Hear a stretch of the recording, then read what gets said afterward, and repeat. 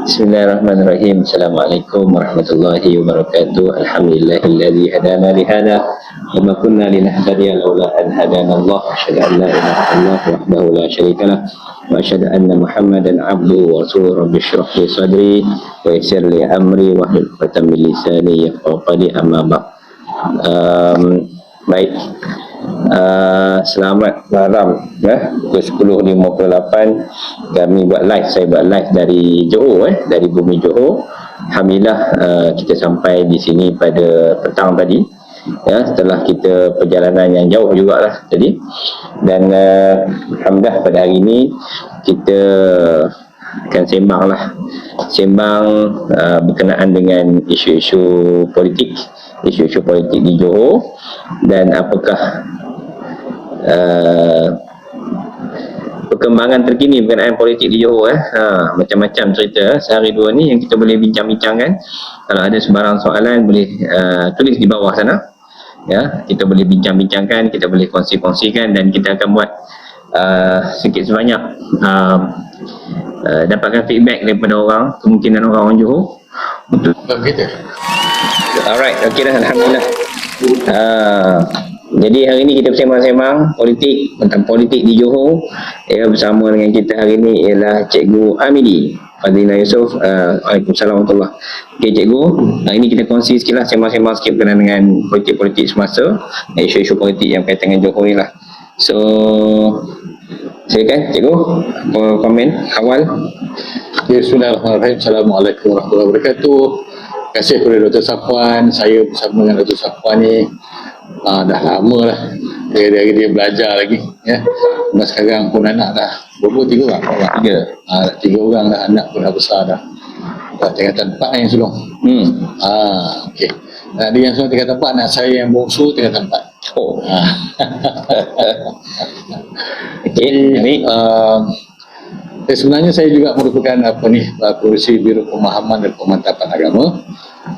Dr. Safwan selaku bendahari Biro Pemahaman dan Pemantapan Agama bagi keadilan Jadi tadi kita melihat, kita mendengar dan juga kita berbincang yang mana secara pastinya pastinya ialah momentum sekarang ni bergerak kepada satu arah yang kita tak sangka-sangka.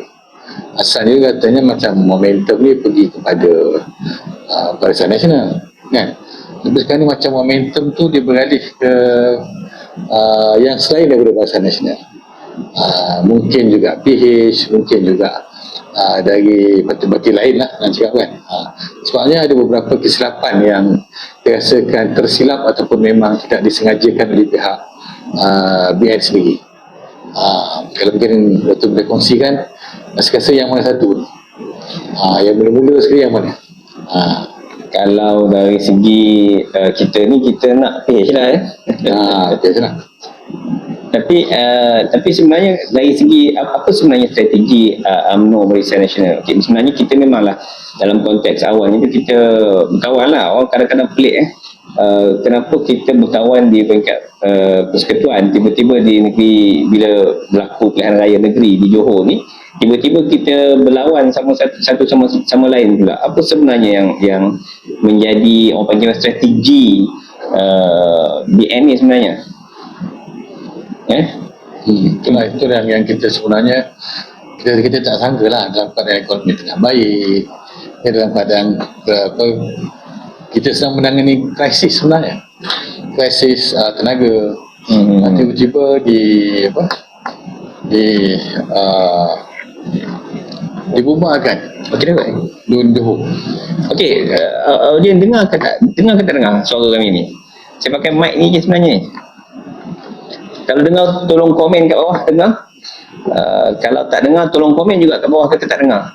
Sebab kita ada benda-benda yang penting yang kita nak sampaikan ni, terutama je sekali kepada pengundi-pengundi Johor ni.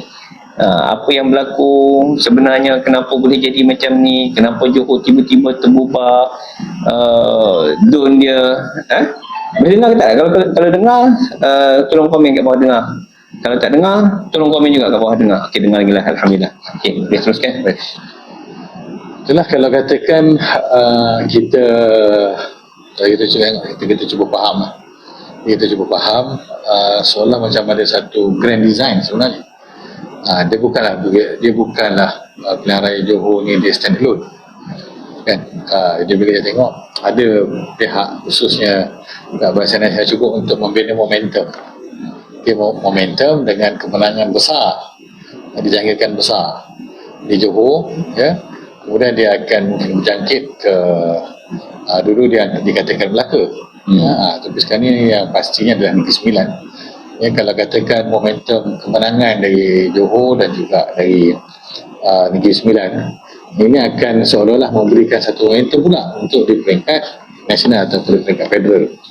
Jadi sebenarnya perkara yang sama dah berlaku, betul tak? Tahun 2022 dulu, kan, apabila kerajaan ataupun BN menang di Melaka, menang di Johor, kemudian parlimen dibubarkan. Dan kita pun tahu putusannya macam mana. Akhirnya Barisan Nasional mendapat kerusi yang paling sikit dalam sejarah mereka. Dan mereka cuba untuk mengenai perkara yang sama dan mengharapkan satu perkara ataupun satu natijah yang berbeza. Saya rasa ada something yang tak begitu kena dalam segi strategi itu. Kita buat kata usaha dengan cara yang sama, keadaan yang sama, dia mengharapkan natijah yang berbeza. Kan? Apa strategi dia? Kenapa dia nak sangat momentum ni sebenarnya? Sebab pada mereka sebagai salah satu daripada yang mereka fikirkan mampu untuk meningkatkan lagi sokongan rakyat. Beri satu wave, dan mereka rasakan bahawa itulah, ya, itulah cara untuk menempatkan diri mereka ataupun menembus kembali kerajaan yang pernah mereka kuasai selama lebih daripada 60 tahun. Jadi itu sebab mereka mungkin rasakan ingin menunjukkan bahawa sokongan khususnya sebenarnya orang Melayu lah kembali kepada UMNO. Jadi itu sebenarnya yang cuba untuk dilakukan oleh UMNO itu sendiri. Jadi sebenarnya dari segi konteks kita sekarang ni, perayaan perpaduan di peringkat nasional ni, tak cukup ke UMNO ni sebenarnya? Tak cukup ke sebenarnya? Kita dah ada kerajaan bersama, tiba-tiba pula nak orang panggil kalau istilah nak cendeh kaki lah. Macam mana tu? Itulah dia sekarang ni pada saya lah, ruang yang diberikan oleh Datuk Seri Anwar kepada UMNO ni dah cukup luas. Segala agensi kerajaan, ya, untuk menjaga orang Melayu ni yang menjadi core voters untuk UMNO ni, sebenarnya memang dijaga oleh UMNO sendiri. Kalau masih lagi mereka kurang yakin, mereka memerlukan eksperimen lain bagi membuktikan, ada sesuatu yang kurang dari situ, kelemahan-kelemahan yang amat perlu dibaiki oleh UMNO sendiri lah. Sebagai contohnya Kementerian Kemajuan Luar Bandar dan Wilayah. Jadi kita lihat siapa yang jaga. UMNO jaga. Kemas bawah tu kan, Kemas bawah UMNO, Mara bawah kementerian sama. Pelda pun sama, Sabricik. Pelkra pun sama. KPT lagi kan, Kementerian Pengajian Tinggi.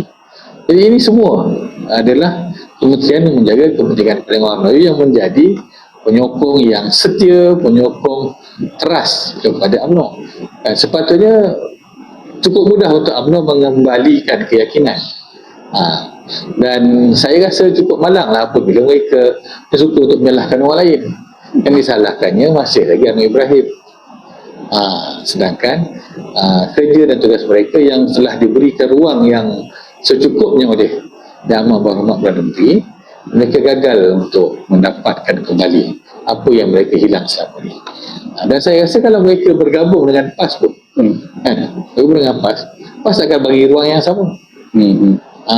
Sebab seolah macam PAS dia mempunyai apa kata tu, audien yang serupa. Jadi PAS pun akan jaga, akan cuba untuk menguasai agensi-agensi yang menjaga Melayu ni juga. Kan? Jadi sekarang ni apabila Yang Berhormat Perdana Menteri Saya rasa dengan sifat dan sikap dia bersangka baik, ya, dan jujur terhadap perhubungan dan juga persahabatan, maka dia buka ruang yang sebegitu mendapat. Itu pandangan saya lah. Itu pandangan saya. Saya dah tengok apa benda nama ni, perkembangan dan juga percaturan politik pada hari ini. Dia macam ni je, saya dulu kalau kita cakap pasal politik ni kan, dululah semasa 1957 UMNO ditubuhkan, 1946 ditubuhkan. Pada ketika itu dia sebenarnya dia memperjuangkan untuk mendapatkan kemerdekaan. Betul. Kemudian selepas dia merdeka, dia terus memimpin untuk orang panggil apa, menjaga hak ataupun dia orang Melayu lah. Tapi sekarang ni dah jadi kerajaan. Apa lagi dia nak sebenarnya? Itulah. Saya itulah dia orang kata betul lah. Saya risaulah perumpamaan orang tamak terugi. Orang tamak terugi dia apa yang ni dia tak cukup. Dan saya melihat bahawa sebenarnya dari segi kuasa dan juga penguasaan UMNO itu sendiri, saya rasa lebih kukuh sekarang berbanding selepas fasa COVID. Kan? Sekarang ni lebih kukuh, lebih stabil, ya. Sebab apa yang dibuat oleh Yang Amat Perdana Menteri adalah dia memimpin dengan secara disebut sebagai mission driven. Kan, mission driven. Dia pada sana dia ambil sikap bahawa dia tak perlu untuk berebut kuasa. Dia yang penting adalah tugas kita untuk membela masyarakat, untuk mengangkat martabat negara. Itu adalah kerja yang kita perlu buat. Tapi bila berlaku sekarang ni, jelas menunjukkan bahawa ketamakan, kerakusan terhadap kuasa itulah yang menyebabkan kita sekarang ni kita jadi kelas kabut. Ataupun saja kita pening lah. Kita pening dengan sikap bukan kancil pening lah. Kan lebih lah itu. Kancil pening kan. Jadi itu dia punya ni. Jadi bila doktor sebut apa lagi yang mereka mahu kan, saya sebenarnya tak dapat nak mencari jawapannya. Sebab pada segi keperluan untuk misi membela orang Melayu, misi untuk mengangkat martabat Islam itu sendiri, kan sebenarnya telah pun cukup rencahnya, ya. Tapi apabila masih lagi bersikap kurang jujur, saya tak cakap lah tikam agama, pada saya kata kurang jujur dari sudut hubungan atau kerjasama politik ni, maka sudah tentulah yang kelihatan adalah kerakusan dan ketamakan terhadap kuasa. Itu yang saya boleh simpulkan lah. Setakat masa ni lah. Jadi maksudnya yang pertama sekali, kita ni sebenarnya diheret, istilahnya kita diheret ke dalam satu permainan politik. Sebab kalau kata nak jadi kerajaan, berpolitik jadi pilihan raya ni nak jadi kerajaan, dah jadi kerajaan dah sebenarnya. Johor dah jadi kerajaan yang kukuh, UMNO kukuh dengan tidak ada siapa pun yang jadi pembangkang tak kuat lah. Jadi kalau lah mereka nak jadi kerajaan untuk kestabilan, dah stabil dah sebenarnya, tidak ada siapa pun ganggu-gugat, pun dia nak bubarkan dengan cepat kan. Jadi maksudnya rakyat keseluruhannya, termasuk pembangkang, termasuk Pakatan Harapan, termasuk sekali dengan pembangkang, semualah diheret ke dalam satu permainan politik lah, istilahnya gitulah, permainan politik. Dan saya tak tahu apa dia nak sebenarnya. Semua orang tak tahu. Jadi kita cakap dah pasal UMNO sekarang ni. Bagaimana pula dengan Perikatan Nasional? Apa pandangan cikgu berkenaan dengan situasi Perikatan Nasional sekarang ni? Saya menyimpulkan keadaan Perikatan Nasional sekarang ni ialah berada dalam satu krisis rumah tangga. Rumah tangga Rumah tangga. Dia seumpama dah bercerai dah laki bini ni. Kan, tapi masih duduk serumah. Jadi bila duduk serumah ni macam-macam lah ketikaiannya kan. Kan nak guna logo yang sama pun ada pertikaian kan, nak dapatkan surat pencalonan pun ada pertikaiannya kat situ. Dan dulu yang mana sebenarnya tak ada sepatutnya. Kalau dulu tak perlu nak timbul pun benda-benda yang macam ni. Dalam masa yang sama pula dah lah masih duduk serumah. Kan, masih duduk serumah, tapi dalam masa yang sama cuba pula main mata. Main mata dengan kekasih lama. Kekasih lama. Jadi nak kahwin tak berani lagi. Tak berani lagi. Kalau kata tak tahulah bila dah timbul keberaniannya tu kan, dia akan menjalinkan hubungan semula lah. Kan. Jadi sekarang ni itulah perumpamaan Perikatan Nasional sekarang. Sebab itulah bila berlaku pergaduhan ni kan, dah aku tak mau tolong kau. Kan?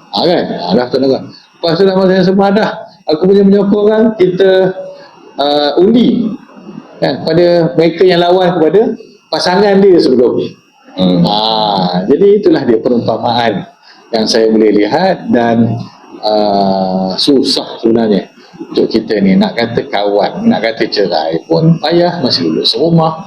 Nak kata hubungan apa kata orang tu dengan ni dah rujuk semula pun kan masih lagi belum jelas. Jadi itulah ya. Perikatan Nasional dalam keadaan yang macam tu, kalaulah berlaku pilihan raya umum, saya rasa itu akan jadi lebih kelang kabut lah. Sebab masing-masing akan berkira-kira mana satu kursi yang mereka nak tandingi. Jadi istilahnya, kalau istilah rumah tangga ni, saya mikir cikgu sebut pasal rumah tangga ni, suami isteri ni masih lagi tak selesai lah ni. Dia kena pergi berjumpa dengan Tok Kadi. Siapa Tok Kadi tu? Rakyat lah. Itu pun satu lah. Rakyat kena tunjuk jalan lah. Kat dia orang ni janganlah menyusahkan. Kalau kata dia orang ni, apa dia orang selesaikan dulu kat luar, biar kita jadi kerajaan. Kalau tidak, apa akan berlaku kalau dia orang dalam keadaan tak menentu ni, tiba-tiba jadi kerajaan. Itulah. Saya pun kalau katalah, terfikirnya katalah kan berlaku dalam satu keadaan yang mana di Johor ni Perikatan Nasional dia memegang undi yang terbanyak. Jadi siapa yang nak jadi duty besar? Dari blok bersatu ke ataupun daripada blok PAS? Parti yang sama tu. Perikatan Nasional. Jadi itu memanglah dia sendiri saja membingungkanlah masyarakat. Harap-harap janganlah wujud keadaan yang sedemikian dalam masa akan datang. Saya ingat takut nanti jadi kerajaan tak lama kot. Dalam satu penggal hari tu dapat 5 Perdana Menteri kan, 3 Perdana Menteri dalam satu penggal. Kalau lah dia orang tak settle benda ni, jadi kita lah rakyat, kita tolong bagi dia orang tunjuk jalan keluar, tunjuk jalan keluar supaya kita jangan bagi mereka jadi kerajaan. Kita bagi yang betul-betul lah settle, yang stabil, yang jelas hala tuju dia untuk jadi kerajaan. Okey, tapi satu lagi cikgu ni, berkenaan dengan dia orang ni, hujah dia orang satu ni, nak menyatukan umat Islam, Melayu Islam ni. Apa komen cikgu? Saya tergamam. Okay. Kalau kita ni kalau kita itu satu ni, maksudnya apa? Maksudnya parti orang Melayu ni makin sikit. Tapi bila parti orang Melayu makin banyak ni, dia bukannya penyatuan, ada jadi perpecahan. Tapi masalah kita sekarang apa? Masalahnya ialah yang mana kata orang tu menyatu dan yang mana kata orang tu berpecah, itu ditarifkan oleh PAS ni. Kan? Masa dia kata dia nak bersama dengan UMNO, ini adalah penyatuan umat. Okay? Masa dia menolak bersatu, dia tak sebut itu sebagai perpecahan umat. Kan? Jadi atas dia lah tarifah tu nak bagi kat yang bersatu yang dia nak guna. Jadi gitulah. Benda ni dia macam ni, perkara ni dia akan terus terjadi apabila niat dan matlamat politik hanya untuk mendapatkan kuasa, bukan untuk kita menguruskan urusan negara. Kan? Jadi kalau katakan kita berfikir hanya dengan kuasa, sebab itulah ya, masing-masing nak jadi presiden parti. Jadi aku tak dapat jadi presiden parti ni, aku buat parti lain, parti aku jadi presiden lah. Jadi benda ni akan selalu berulang-ulang dan akhirnya perpecahan, dan parti yang ada tu yang berpecah tu akan jadi semakin kecil dan semakin kecil. Jadi susah untuk kita menyatukan. Jadi itu kalau katakan kita berfikir dari sudut kerangka untuk mendapatkan kuasa semata-mata. Tapi kalau kita ajak kita menyatu tu sebagaimana yang dalam Al-Quran sebut kan, wa ta'awanu al-birri wa taqwa tu, asas al-bir dan juga asas at-taqwa tu yang sepatutnya menjadi penyatuan, bukan atas asas disebut sebagai daulah ataupun sebagai kuasa ya. Kalau itu semata, itu agak sukar untuk dijadikan realiti lah penyatuan. Jadi itulah saya ingat tahulah kita sendiri duk rasa orang Melayu ni makin menyatu ke makin pecah. Itulah kalaulah pandangan saya lah kan, penyatuan sebenar yang kita kena ialah ummah. Kita ummah ni penyatuan seluruh rakyat Malaysia lah. Kita kena bersatu seluruh rakyat Malaysia, bukan sekadar kita bersatu Melayu Islam saja. Kita nak bersatu juga dengan seluruh rakyat Malaysia, sebab kita dalam keadaan dalam satu negara ini. Ya, betul kita nak Melayu dengan Islam ni bersatu, tetapi bukanlah dalam keadaan kita nak musuhi orang lain kan. Kita orang panggil apa, sebab dalam macam cikgu sebut tadi, wa ta'awanu 'alal birri wat taqwa wa la ta'awanu 'alal itsmi wal 'udwan kan. Lepas tu kita fastabiqul khairat, kita bekerja-kerja untuk berlumba-lumba untuk melakukan kebaikan. Ini sebenarnya sebab kita lihat bila PKR ni tak cukup Islami je. Bila kita cakap pasal PKR ni, orang tak nampak bahawa PKR juga ataupun keadilan ni ialah sebuah perjuangan ke arah apa yang disuruh oleh Islam ni. Macam mana tu? Saya sebenarnya melihat atas kadang-kadang kita ni suka bila kita sebut Islam ni, kita meletakkan yang lawan itu adalah sekular, sekular kan, mengasingkan dari segi sudut politik kan. Okey, baik. Jadi bila kita sebut Islamik ni, sebenarnya pada pandangan saya kan, ada ustaz yang sekular. Apabila dia melihat bahawa kehidupannya itu terpisah, dia tak melihat contohlah dia tak melihat bahawa dia berusaha untuk contoh mencari air untuk keluarganya selesa beribadah dengan sempurna.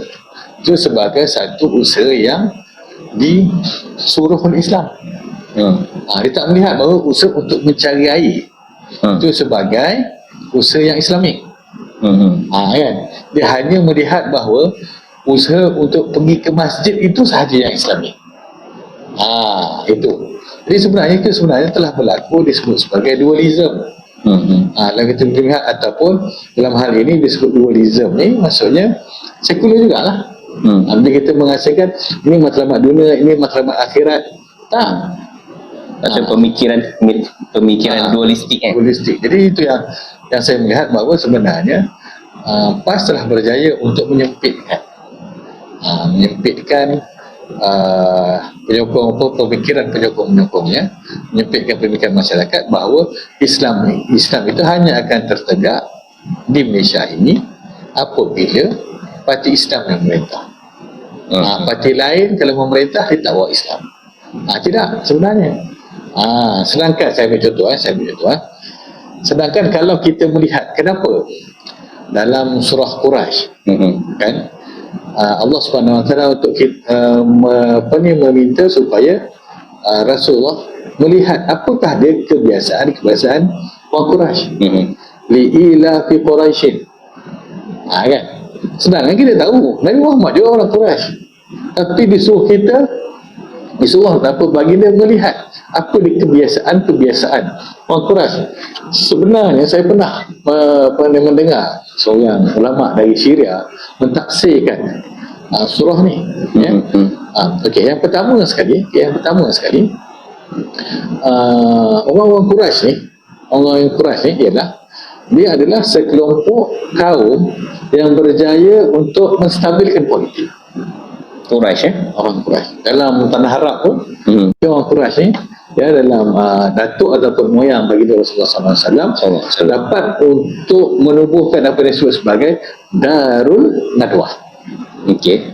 Iaitu dia mengumpulkan semua kelompok-kelompok Quraisy ni mencari kesepakatan supaya berlaku keamanan di kota Mekah itu sendiri. Okey, baik, itu. Yang keduanya, Darul Nadwah juga berperanan untuk mengembangkan lagi ekonomi orang Quraisy. Sebab itulah orang Quraisy apabila Mekah ni tak ada apa-apa, dia ada Kaabah dengan air Zam-Zam je, kan. Jadi lembah gersang. Jadi dia apa yang dilakukan oleh pemimpin Quraisy ini adalah menjadikan Mekah itu sebagai pusat perdagangan entry port. Entry port. Sebab orang yang berniaga dari Syam dari utara dan juga orang yang datang daripada Yaman di sebelah selatan bertemu di Mekah. Untuk berlaku perdagangan, pertukaran barangan dan sebagainya lah. Jadi itu menyebabkan Mekah maju. Dan itulah yang diminta oleh Allah Subhanahu Wa Taala kepada baginda untuk melihat, untuk melihat bagaimana orang-orang Quraisy ini memimpin, menstabilkan politik, memajukan ekonomi. Itu dah yang disebut sebagai Islamik, kan. Dan kita jangan lupa apabila Rasulullah SAW sampai di Madinah, dan apa yang Rasulullah buat? Ada 3 perkara yang Rasulullah buat. Yang pertama, dia membina masjid, dan masjid itu berfungsi sebagai, kata orang tu, ibu pejabat lah. Bukannya semata-mata bukannya semata-mata untuk solat. Itu ada sebagai ibu pejabat, HQ, aktiviti. Yang kedua, Rasulullah mempersaudarakan Ansar dan Muhajirin. Dan dia pula mempersaudarakan itu melihat kepada bakat, talent, kekuatan pada sahabat ni yang kaya ni, dipertemukan, dipersaudarakan dengan orang yang kaya juga, orang yang berdagang. Jadi supaya sekufu, sekufu tu untuk nikah. Okey.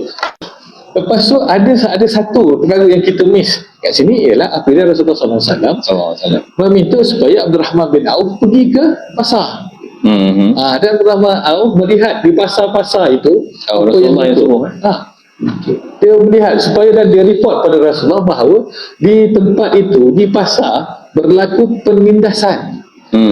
Orang Yahudi boleh duduk lagi sebenarnya, dia menindas orang. Sekarang dia menindas, dan akhirnya tak berlaku keseimbangan ekonomi kat situ.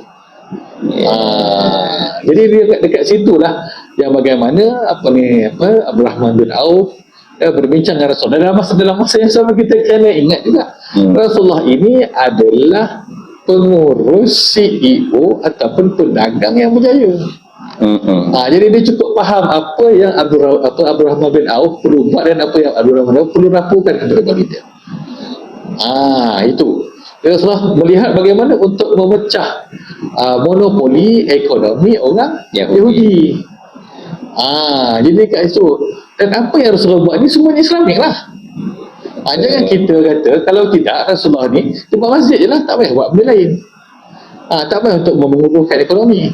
Dan kita kena ingat, Rasulullah itu apabila dia berhijrah, dia hanya perlu masa 6 bulan je untuk attack balik. Maksudnya dia untuk perang. Jadi dia berhijrah tu, pada saya lah nak kita nak gunakan istilah melarikan diri, meminta suaka politik, itu tak betul.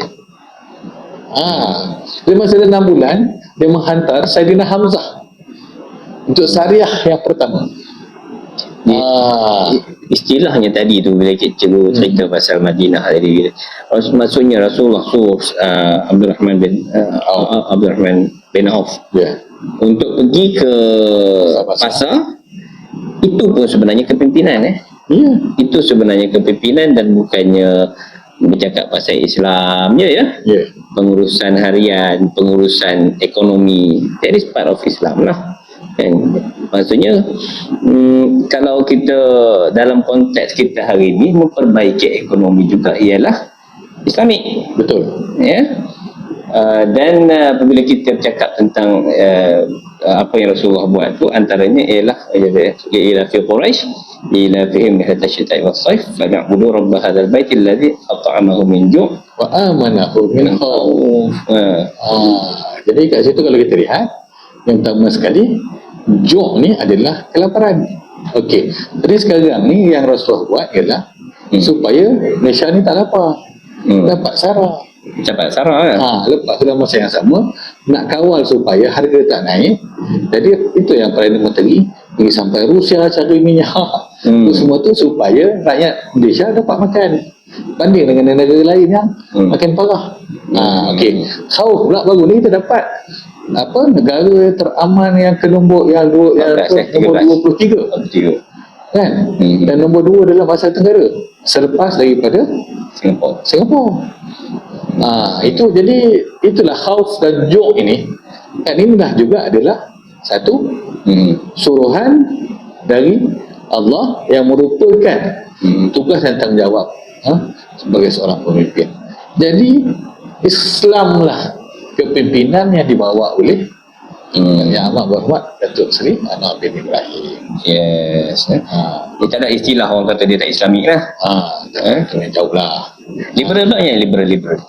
Dia orang kata liberal ni, tulis kat bawah tu dia kata liberal tu. Apa cerita ni?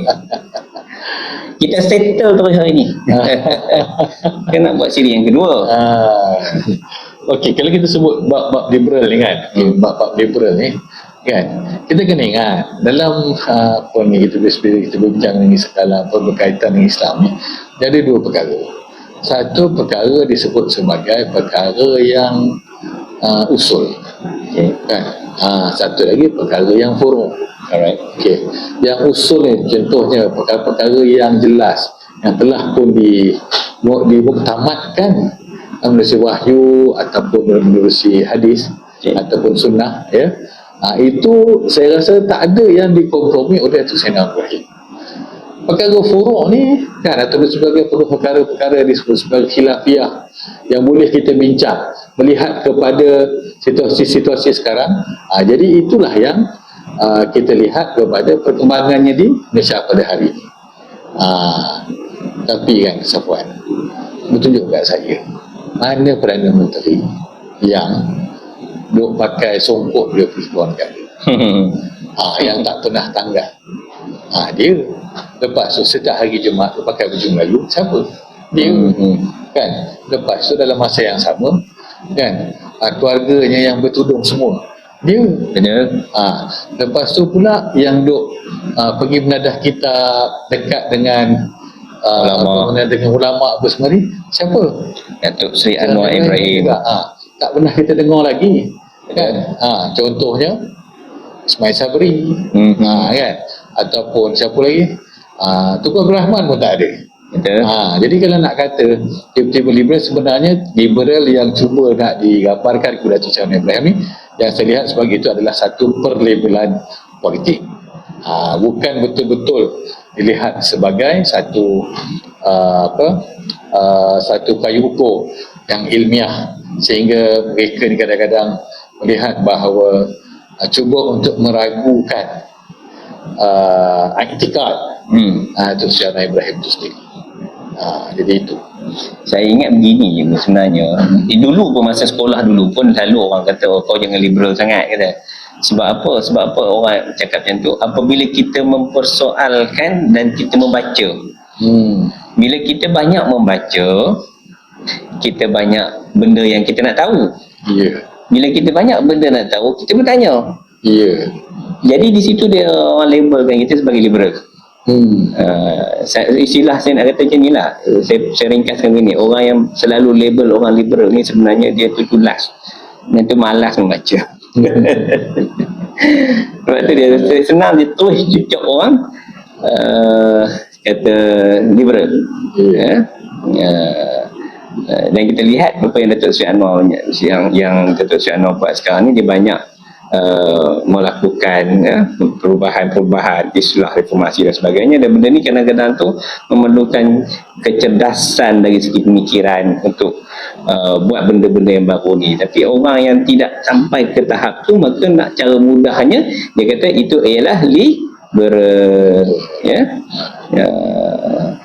dan dalam masa yang sama, kalau dia cuba untuk mengambil takrifan liberalism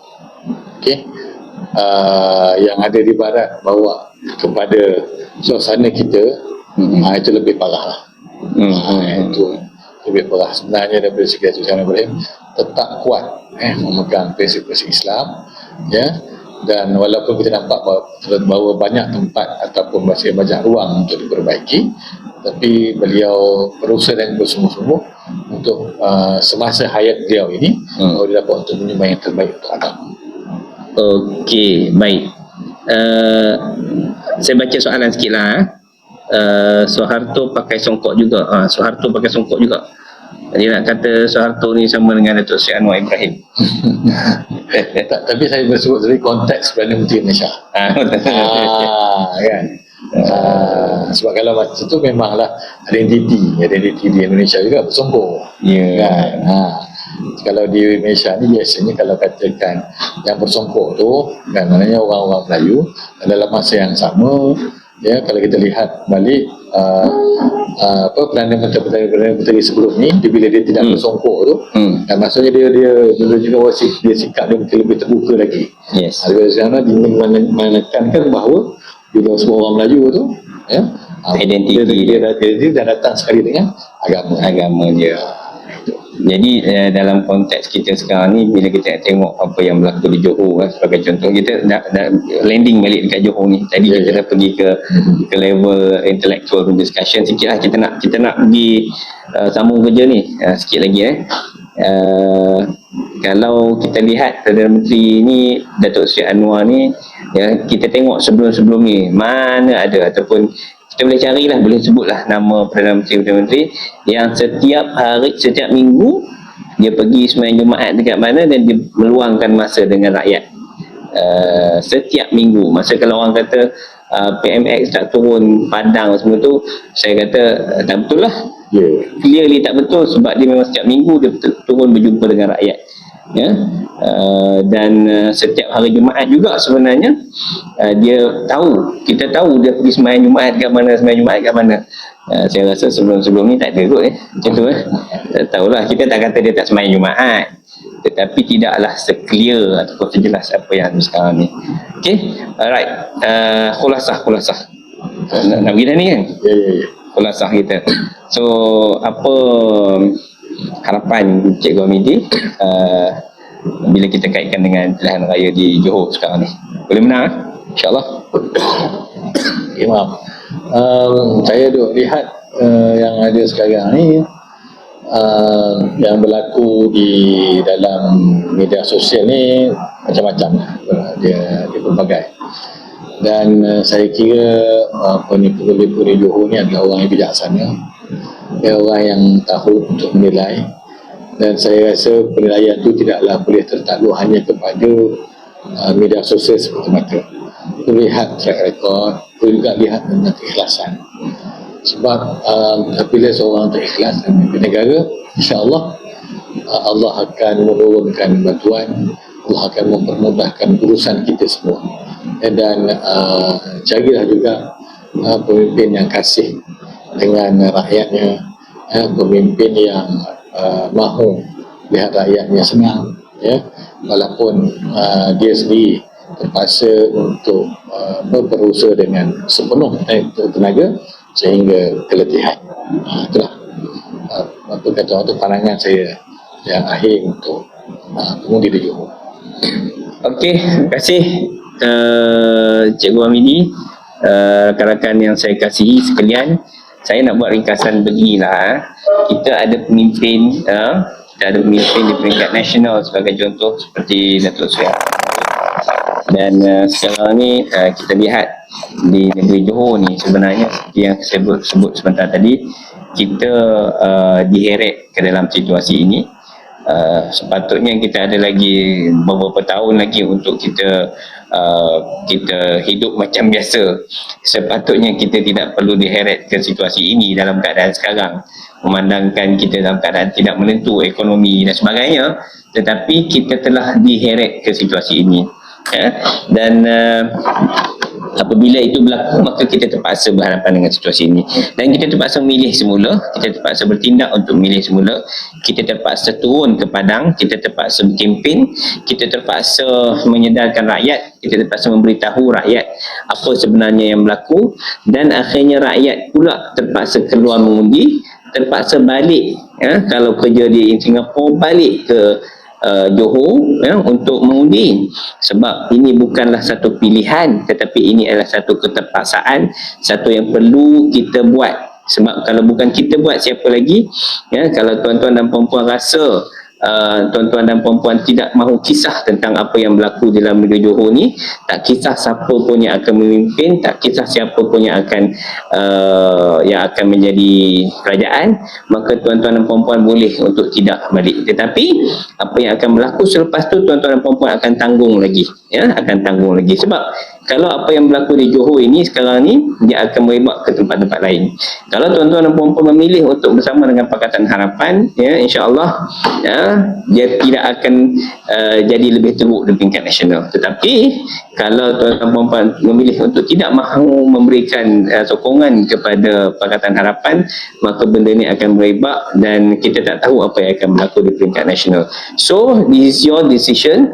Balik, nyatakan sokongan anda kepada Pakatan Harapan, solid insya-Allah, bagikan sokongan yang solid kepada Pakatan Harapan. Tidak perlu lagi nak memikir yang lain-lain, satu sahaja, kalau istilah daripada Ustaz, daripada Tok Bruni Aziz dulu, satu sahaja, nampak Pakatan Harapan terus pangkah. Okey, so itu saja daripada saya. Terima kasih. Assalamualaikum warahmatullahi wabarakatuh.